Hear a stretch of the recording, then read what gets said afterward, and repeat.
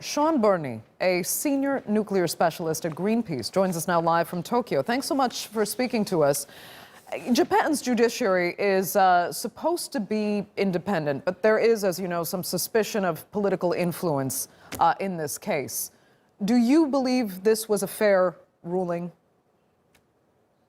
Absolutely not. And I think you're absolutely right to say supposed to be independent. This is a highly politicized case.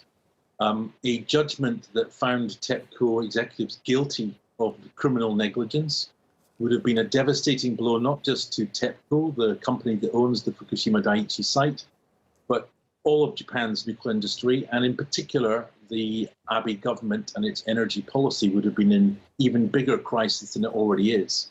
So, yeah, the judgment is not fair. So can you tell us, what options do the victims really have now? Well, it's maybe important for people to understand 15,000 Fukushima citizens were plaintiffs in this case.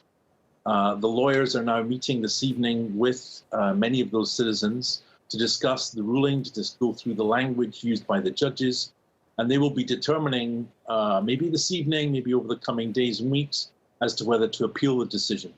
What's important to understand that this is not the only legal challenge facing TEPCO.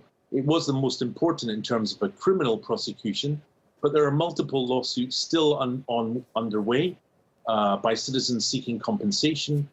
TEPCO and the government have already been found guilty on 9 occasions by courts that they failed to take action to prevent this accident. Those were civil lawsuits, and therefore there was no prison time under threat to the executives.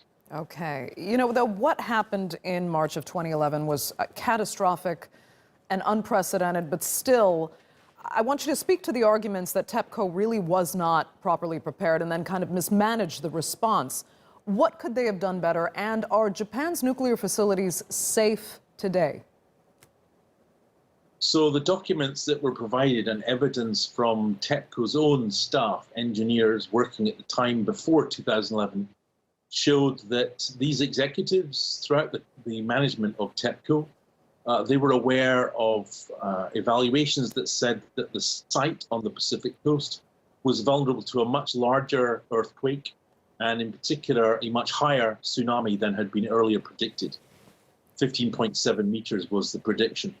That was 2002 to 2008. At that time, TEPCO was in a financial crisis because some of its reactors had to be shut down because of other earthquakes, and they didn't want to spend the money. That's very clear. So they could have taken action. They could have raised the seawall, which was recommended at the time, by 10 meters, and they could have also taken measures for the emergency diesel generators. They didn't take that action. Your second point is perhaps the most troubling, which is that the lessons of Fukushima have not been learned. The nuclear industry, the utilities, in the court actions that we're involved in with citizens across Japan, it's very clear that evidence, scientific evidence of much greater earthquake risks exists throughout Japan at nuclear power plants. Okay. The utilities don't want to spend the money, and so they don't apply the best science. Right. Okay, Shaun Burnie, unfortunately, we're going to have to leave it there. Thank you so much for joining us from Tokyo. We appreciate it.